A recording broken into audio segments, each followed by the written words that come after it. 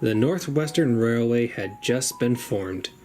The expansive line, reaching from Vickerstown to the end at Tidmouth, was going through a tough few years. The line's first 2 engines were too small to handle the workload. As such, the board of directors had brought many more engines on loan from other railways to help. And I'm sorry to say, frictions existed as the loaned engines treated the resident engines quite poorly. Oi you, take me coaches and up to it. Hop to it yourself. I'm getting this train ready. Thomas scoffed. Typical little shunter. No sense of duty. Late again! I thought you were supposed to be an express engine. Another engine wheeshed as Edward clanked into the station. Don't blame me. It was a faulty signal. Edward huffed, out of breath. Of course, it's always something else. You wouldn't have this kind of mess on the GER if the board of directors had any sense of progress. They'd allow head office to oversee everything. Another engine was a large Claughton from the LNWR. This engine had glistening red paint with black side plates. This engine, named Afton, was more picky about the kinds of coaches he was given. He saw all the old single-axle Victorian rolling stock as relics. Like the other visiting engines, he was absolutely appalled at the idea of pulling goods trains, because to see a grand engine such as him doing so was an insult. One morning, Afton huffed into the station. He was to be pulling the local stopping service today. But as he neared the station, he hissed angrily as he saw the coaches he'd been given. He was given the small single-axle coaches. While they were painted in the NWR cream and dark green, they were smaller and older than the bogie coaches given. What's this? I'm pulling this ghastly groaning train today? The indignity of it all! Just be happy you have a train to pull at all. Thomas hissed as he pushed the coaches up. I've had to hunt the yards for extra coaches. Then you can jolly well take these coaches away and bring me some proper coaches. I'm busy. Take them or leave them. Thomas huffed and hurried away into the yards before Afton could say anything more. Come on, old boy. Let's get this over with. Afton's driver sighed. The coaches groaned as Afton backed up to them. They had heard what Afton had called them and were not happy. Who is this rude engine? Asked the lead coach. An improper engine if he's pulling us, said another. I'd rather be pulled by Edward or even Thomas.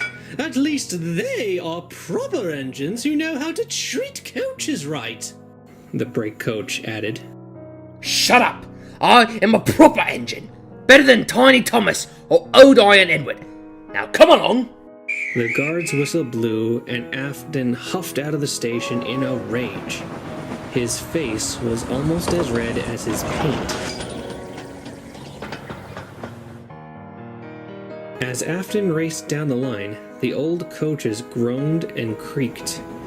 They were older and were not used to running at express train speeds. They tittered nervously as they rolled along. Slow down! Slow down! They wailed. Shut up! Shut up! Afton barked back. Just then, the brakes on the train came on.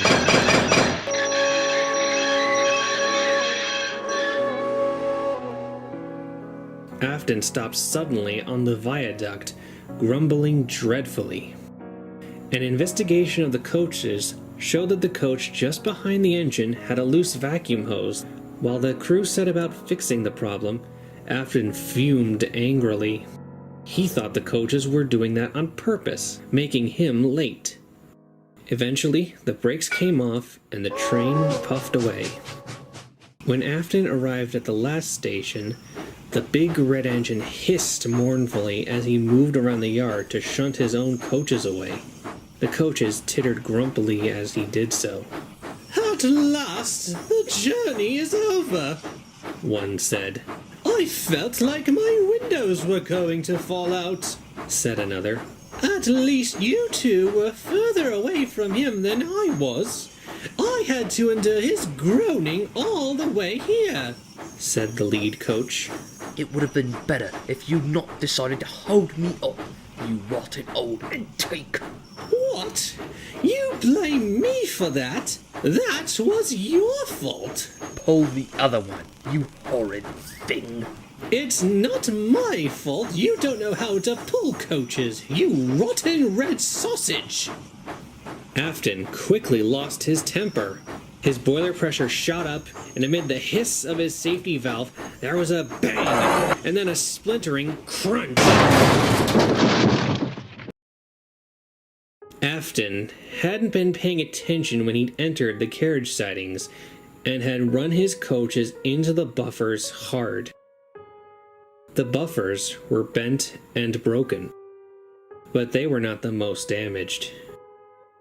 That honor belonged to the coach behind Afton's tender. It was squashed between him and the second coach, crushed into a pile of splintered wood and bent metal. The other coaches shrieked in horror at the fate of their sister. Afton just sniffed indignantly. This is what you get for being weak, old antiques. If you only been proper coaches, this wouldn't have happened.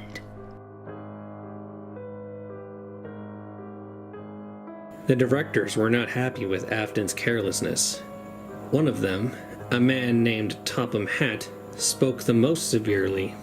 "If you were our engine, I'd send you away." Afton just sniffed. He didn't care at all. He watched as the broken coach was loaded into some trucks to be taken away. The other coaches were silent during the whole process. After a while, Afton just smirked and backed away to the sheds to rest. Afton's driver was assigned to another engine to learn how to properly handle coaches, and Afton himself was shut up in the shed for a few weeks before the directors allowed him to pull trains again. The other visiting engines were the only ones to show any sympathy for his careless handling. During his stay in the shed, a new train was offered by the Northwestern Railway. It was a late-night train that offered an express run to Tidmouth, called the Midnight Special. The bigger tender engines enjoyed the job immensely.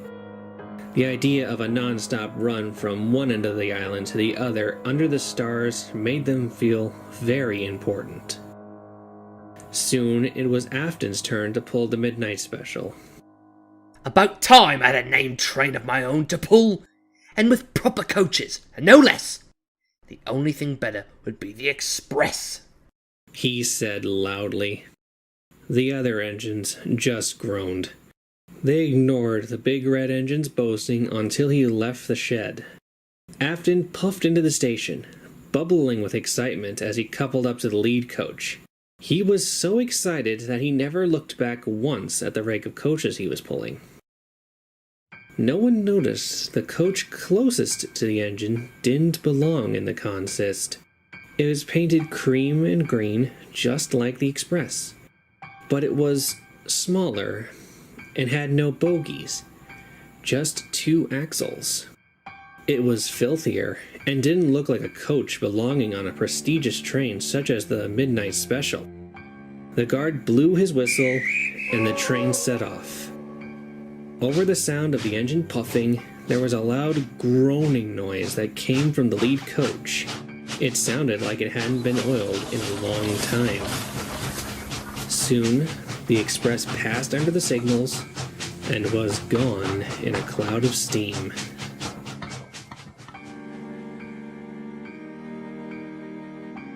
A phone rang in the signal box at Kelsthorpe Road. When the signalman answered it, it was a call from the signalman at Kildane. He wanted to know if the midnight special had passed through to check that the system was still operating. The Kelsthorpe signalman said he'd received a bell from the Crovansgate signal box a long time ago, but the express hadn't come yet. He checked his watch. The express was running half an hour behind. Just before the signalman could hang up the phone to call Crovansgate to send a work train to check the line, there was a knock at his door. He opened it to see the midnight special's guard standing there, panting heavily. "Have you seen our engine?" he asked. "What engine? No engine has passed by my box for over an hour." The guard then went pale. That's not possible. You must be mistaken. I've just come from the midnight special, and I've not seen our engine anywhere. I swear on me mother's head, no train puffed past this signal box. I would have seen it. Come on, man, you're speaking all kinds of rubbish. I am not. Our entire train is missing its engine. It's like it's disappeared into thin air. Come on, mate. Have a cup of tea and explain what you're trying to say.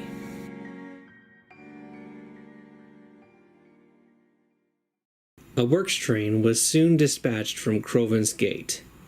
They found all 6 express coaches sitting on the main line neatly, and the irate passengers. From passenger testimony, they said one moment the train was rolling along smoothly, then, after the tunnel, the train went slower and slower until the coaches ground to a halt. When they looked out the window to see what the problem was, they saw there was no engine at the front of their train. Workmen investigated the coaches for damage, but none was found.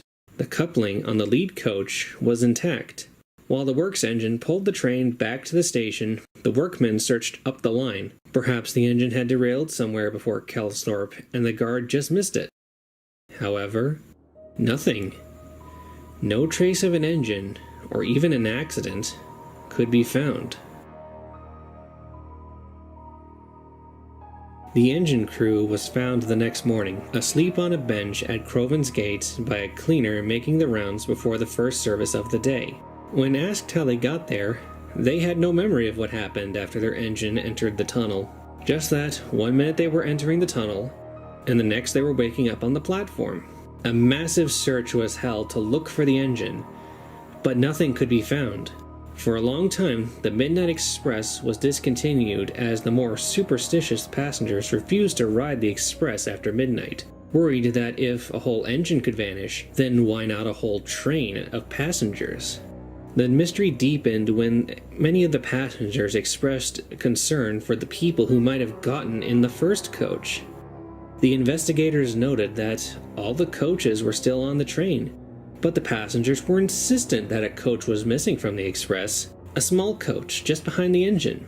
Station staff, porters, and the engine crew of the shunder who assembled the train were just as adamant that they had gathered the rake of 6 express coaches, no more, no less. After extensive investigations, relief was brought to the passengers to hear that everyone who'd bought a ticket for the Midnight Express was accounted for. But the mystery remained. What happened to the engine and the alleged coach? How could an engine's crew wake up at a station with no memory of how they'd gotten there? To this day, the file remains in the Vicarstown police files as unsolved.